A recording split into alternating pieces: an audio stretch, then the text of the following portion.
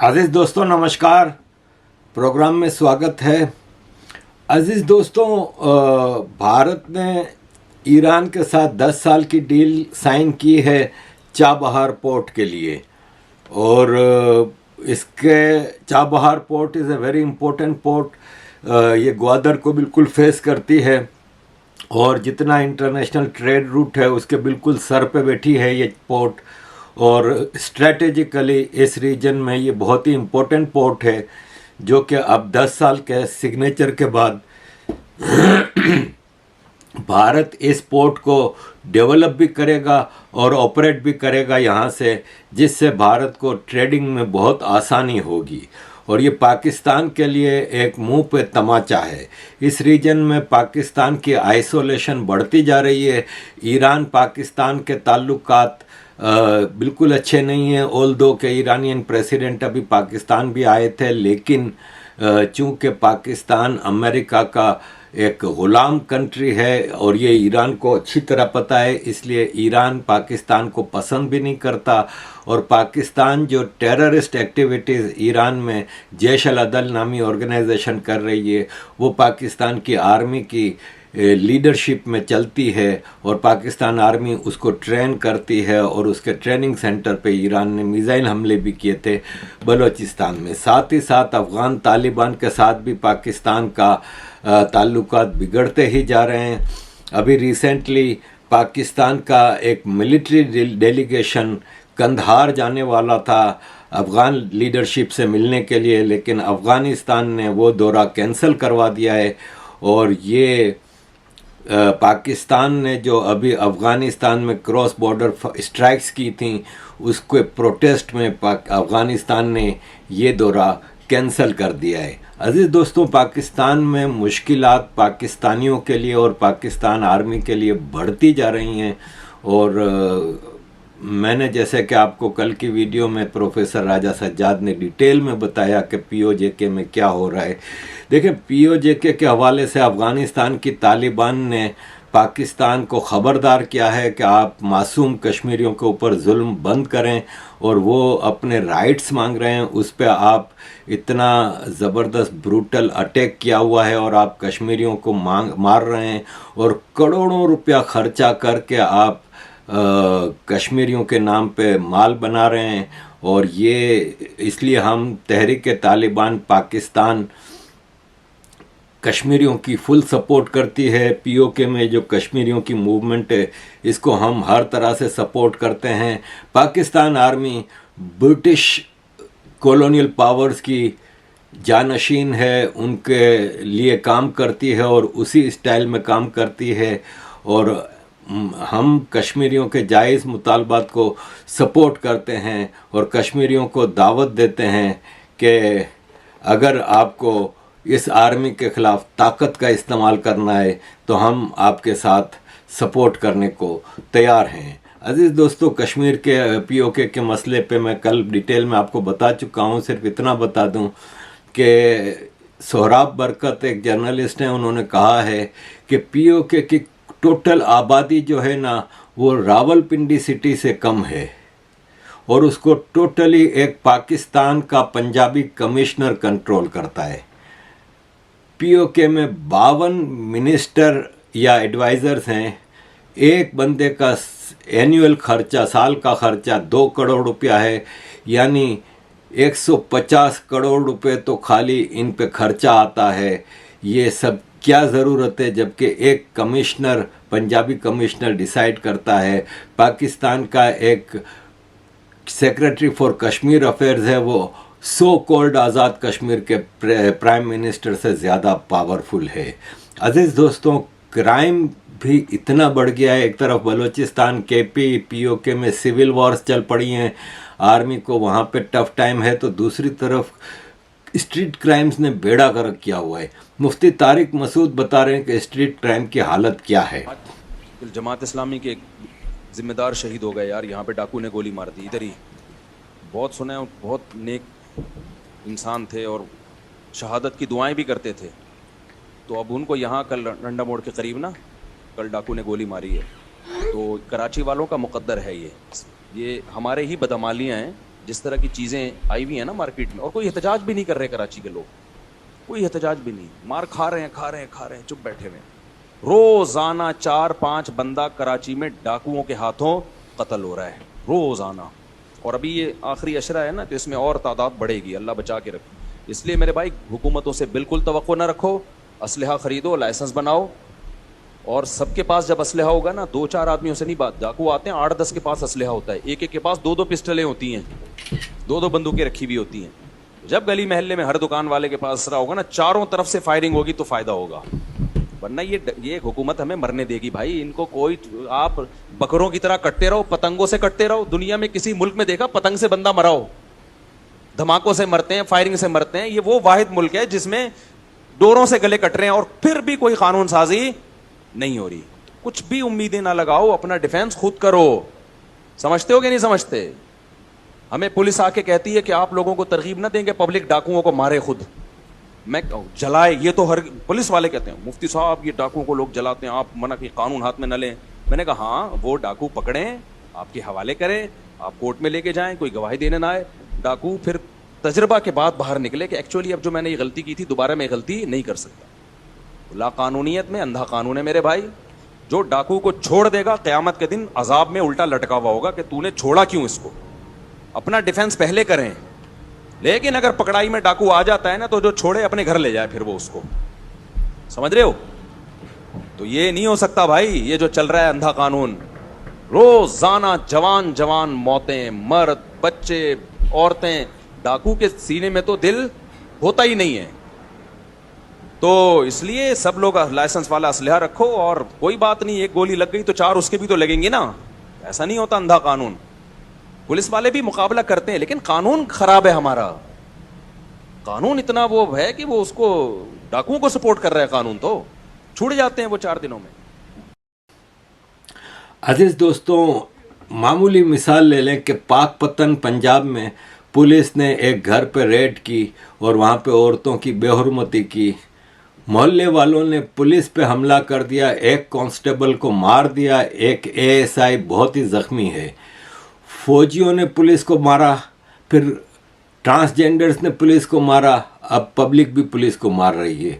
اس وقت total situation حد سے زیادہ خراب ہے کرائم کے حوالے سے. عزیز دوستوں, اسٹریٹ کرائم پاکستان میں سیکیورٹی فورسز کی مدد سے ہی چل رہا ہے, اور یہ ہے کہ پورا ان کا شیئر ہوتا ہے, ان کی آشیرواد ہوتی ہے جبھی یہ کام ہوتا ہے. معمولی مثال لے لیں کہ کراچی کی ایک رپورٹ آئی ہے ڈان نیوز کی طرف سے, منصور احمد خان ڈان نیوز کے جرنلسٹ نے لگایا ہے. انہوں نے کراچی کے 52 پولیس اسٹیشن اور 101 چوکیوں سے جو لوگ گرفتار ہوئے ہیں اسٹریٹ کرائمز میں, ان کی اوریجن پتہ کی اور ایک پورا ریکارڈ ڈیٹا اسٹیبلش کیا. تو پتہ چلا کہ کراچی میں اسٹریٹ کرائم کے حوالے سے جو گرفتار ہوئے ہیں ان میں سے 7% مہاجر ہیں اور 8% سندھی ہیں, باقی پنجابی ہیں زیادہ تر. 23% افغانی ہیں, 15% سرائکی ساؤتھ پنجاب, یعنی 15% سندھ سے تعلق رکھتے ہیں. 8 مہاجر اور 7 مہاجر اور 8% سندھی. باقی 85% میں سے 28% افغانی ہیں. 60% پنجابی کراچی میں کرائم کرتے ہیں. یہ ظاہر ہے پنجابی رینجرز, پنجابی پولیس اور ان کے ساتھ مل کے سارے کام ہوتے ہیں. عزیز دوستوں, جاہلوں کا غول ہے پاکستان میں, جاہلوں کا پورا ٹولہ ہے جو پاکستان پہ رول کر رہا ہے اور اسی طرح رول کرتا رہے گا. اس کی معمولی مثال لے لیں کہ دنیا تو چھوڑیں, ایشیا کی ٹاپ 100 یونیورسٹیز میں ایک بھی پاکستانی یونیورسٹی نہیں ہے. ایشیا کی ٹاپ 100 یونیورسٹیز میں ایک بھی پاکستانی یونیورسٹی نہیں ہے, جبکہ پاکستان کے مدرسے نے ورلڈ ریکارڈ بنایا 1 ملین حافظ قرآن پیدا کرنے میں. عزیز دوستوں، اس کی وجہ یہ ہے کہ پاکستان کو ملاؤں کے حوالے کر دیا ہے اور ملا پاکستانی قوم کو جاہل بناتا جا رہا ہے۔ یہ ایک پڑھا لکھا پاکستان کا ایکس کرکٹر سعید انور ہے۔ میں پوری دنیا پھر کے آ رہا ہوں، بھی آسٹریلیا سے آ رہا ہوں، یورپ، ینگسٹر رول رہے ہیں، گھر والے ذلیل، بیویاں شوہروں میں لڑائیاں ہو رہی ہیں، اتنا حالات خراب ہو گئے کہ انہوں نے لڑکیوں کو کمائی پہ لگا دیے۔ مجھے آسٹریلیا کے میئر نے کہا، میں کہا تمہارے یہاں ڈپریشن ڈرگس کیوں ہیں، تمہارے یہاں خودکشی کیوں ہیں؟ مجھے بھی آسٹریلیا کا کیپٹن، وہ پہلا ٹاپ پلیئر، اس نے مجھے بلایا، وہ شون اسٹیٹ کوئی فاسٹ بولر ہے، پاکستانی کوچ، نیوزی لینڈ کے کیپٹن نے مجھے بلایا، ولیمسن نے، کہ یار ہمارے حالات بتاؤ کیسے صحیح ہوں گے۔ مجھے آسٹریلین میئر نے کہا جب سے ہم نے عورتوں کو کمائی پہ لگایا ہمارا کلچر برباد ہے، ہمارے اتنے حالات خراب ہوئے، عورتیں بھی کمائی کر رہی ہیں، اور پاکستان میں جب سے عورتوں نے کمانا شروع کیا 3 سال میں 30% طلاق بڑھ گئی۔ ٹو ہیل ود یو، دفع ہو جاؤ، میں خود کما سکتی ہوں، میں گھر چلا سکتی ہوں۔ یہ پورا ایک گیم پلان ہے میرے دوستو، لیکن جب تک ہدایت نہیں ملے گی اس گیم پلان کو نہیں سمجھ سکتے۔ آپ آنکھ سے اندھے ہیں، سانپ اور رسی ہے، سانپ رسی، آپ کہہ رہے کہاں ہے سانپ، مجھے تو ایک جیسا لگ رہا ہے، جب آنکھ کھلے گی پھر پتہ چلے۔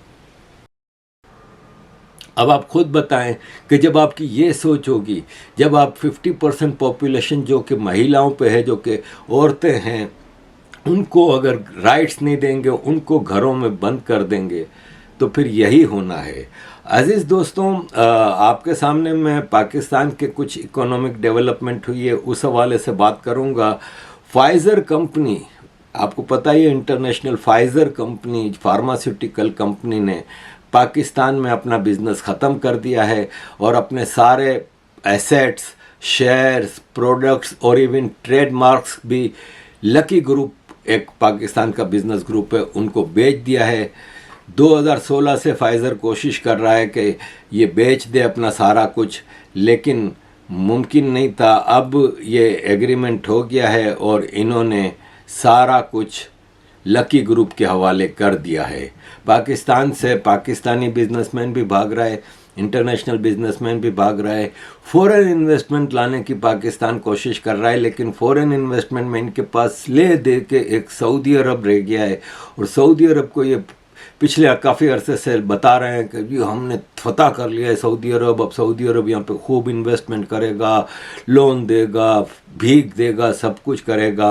اور ابھی سعودی عرب کے کراؤن پرنس محمد بن سلمان پاکستان آنے والے تھے، لیکن انہوں نے یہ پاکستان آنے کا پروگرام کینسل کر دیا ہے۔ اس پہ نجم سیٹھی جو جرنلسٹ ہیں، انہوں نے کہا ہے کہ سعودی عرب کو یہ پتہ ہے کہ پاکستان پولیٹیکلی ایک کرپٹ ملک ہے اور یہاں پہ پاورفل آرمی ہے، اور پبلک اور آرمی کے درمیان اس وقت کافی زبردست کلیش چل رہا ہے، اس لیے محمد بن سلمان نے پاکستان آنے کا پروگرام کینسل کر دیا ہے۔ عزیز دوستوں، IMF کا ڈیلیگیشن پاکستان آ چکا ہے، پاکستان سے ان کی ڈیل چل رہی ہے، لیکن پاکستان نے 6 سے 8 بلین ڈالر کی IMF پیکیج پروگرام، جبکہ اصل میں یہ لون ہے، قرضہ ہے، جس کو پیکیج اور پروگرام اور یہ وہ کہا جاتا ہے، تو 6 سے 8 بلین کی لون مانگی ہے، لیکن پاکستان کا معاملہ اتنا اچھا نہیں ہے، اور پاکستان کی جو اکونومک ریکوری جس کو بتایا جا رہا ہے کہ دیکھیں ڈالر کو ہم نے ایک جگہ پہ باندھ کے رکھا ہے، پاکستان کا فورن ایکسچینج ریزرو ہے وہ کم نہیں ہو رہا، اور ہمارا فورن ایکسچینج ریزرو بھی اسٹیبل ہے، فلان ڈمکان، تو اس پہ یہ رپورٹ آئی ہے کہ یہ سب ٹیمپریری ہے اور زبردستی کا ہے۔ IMF پاکستان کو اپنے خرچے کم کرنے کا کہہ رہا ہے، کیونکہ پاکستان کی اکونومک ریکوری ہے جو وہ ٹیمپریری ہے، اور ایک چھوٹا سا جھٹکا پاکستان کو نیچے لا سکتا ہے۔ IMF نے پاکستان کو کئی شرطیں دی ہیں اس پروگرام میں ڈسکس کرنے کے لیے۔ اس میں IMF کہہ رہا ہے کہ اپنے خرچے کم کرو، جیسا کہ میں 50 بار آپ کو ڈیٹیل میں بتا چکا ہوں کہ ہماری سرکار کے شاہانہ خرچے ہیں، اور ایک ایک منسٹر کو ایک تو ان کو سیلری اور یہ سب، پھر ان کی جو किक बैक्स होती हैं, जो ये माल बनाने के दूसरे करप्शन के काम करते हैं, और फिर जो सरकारी इंसेंटिव्स होते हैं वो कम करने की बात की है IMF ने, जो कि नज़र ये आ रहा है कि कोई भी कम नहीं होगा। एक मामूली मिसाल ले लें, मैं डिटेल में आपको, पाकिस्तान में जो फ्री में पेट्रोल दिया जाता है सरकारी ऑफिसर्स को, आर्मी ऑफिसर्स को, जजों को, मिनिस्टरों को, कैबिनेट मेंबर्स को, मेयर्स को, ये सब अरबों रुपए में जाता है। और IMF ने पाकिस्तान को कहा है कि पेट्रोल कट करो, फ्री का पेट्रोल देना बंद करो। तो अब कैबिनेट में ये प्रपोजल रखा है फेडरल गवर्नमेंट ने कि मिनिस्टर्स का पेट्रोल कट ऑफ किया जाए, यानी कम किया जाए, कट ऑफ तो नहीं, कम किया जाए। लेकिन सिर्फ मिनिस्टर्स कितने हैं? मिनिस्टर्स तो 3-4 दर्जन है, 5 दर्जन है। असल जो जा रहा है वो नीचे लेवल पे बहुत जा रहा है, और उसको एक्चुअल में देखें, सरकार खर्चा कम करने को बिल्कुल तैयार नहीं है। ये सिर्फ ज़बानी बात होती है। अभी याद है ना, प्राइम मिनिस्टर शहबाज शरीफ ने कहा था कि अब के प्राइम मिनिस्टर बिजनेस क्लास में सफ़र करेगा और मिनिस्टर्स इकोनॉमी में सफ़र करेंगे वगैरह वगैरह। ऐसा कुछ नहीं हो रहा। 3 स्टार होटल में रहेंगे जहाँ भी जाएंगे, ऐसा कुछ नहीं हो रहा। इतना फजूल खर्चा है कि शाहाना खर्चे हैं।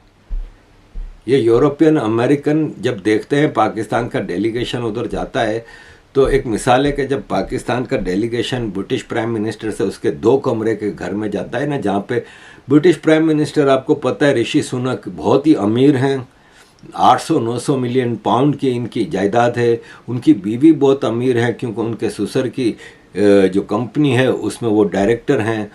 इसके बावजूद ब्रिटिश लॉ के मुताबिक प्राइम मिनिस्टर को 10 डाउनिंग स्ट्रीट पे 2 कमरे के घर में रहना पड़ता है। कोई आता है तो उसके लिए चाय भी प्राइम मिनिस्टर की मिलियनर बीवी को बनानी पड़ती है। और जब हमारा डेलीगेशन यहाँ आता है, भिखारी डेलीगेशन, तो वो यहाँ के 5 स्टार होटलों में ठहरता है। और सेंट्रल लंदन के 5 स्टार होटल में ठहरने का मतलब millions of rupees per day का खर्चा। फिर वहाँ से प्राइवेट गाड़ियों का एक लश्कर लेके जब ये ब्रिटिश प्राइम मिनिस्टर के घर के बाहर पहुँचते हैं, तो ये इतना बड़ा डेलीगेशन के लिए घर में जगह नहीं होती बैठने की। तो फिर यहाँ के यूरोपियन और अमेरिकन देख के कहते हैं कि सही तबाह हुए हो तुम लोग, तुम लोगों की तबाही तुम्हारी अपनी वजह से हो रही है।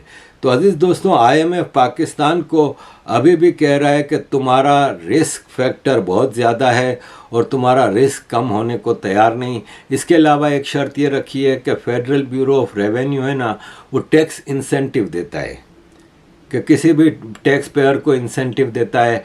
तो वो फेडरल ब्यूरो ऑफ रेवेन्यू के इस राइट को भी ख़त्म करना चाहता है IMF, और IMF चाहता है कि टैक्स के हवाले से कुछ लेजिस्लेशन की जाए, NGOs और चैरिटेबल ऑर्गेनाइजेशंस को भी टैक्स नेटवर्क में लाया जाए, एग्रीकल्चर सेक्टर को लाया जाए। एग्रीकल्चर, पाकिस्तान की इकोनॉमी 70% एग्रीकल्चर बेस्ड है, उसको आप टैक्स में नहीं लाएंगे तो कैसे काम चलेगा। टैक्स तो यहाँ का एग्रीकल्चरिस्ट भी देता है, पूरी दुनिया में एग्रीकल्चर इज इनकम ना भाई। एक नौकरी करने वाला आदमी जो 15,000 रुपया कमाता है वो जब टैक्स दे सकता है, तो एग्रीकल्चर के ये बड़े बड़े ज़मींदार जागीरदार जो हैं, जो अरबों रुपया कमाते हैं, उनको टैक्स क्यों नहीं।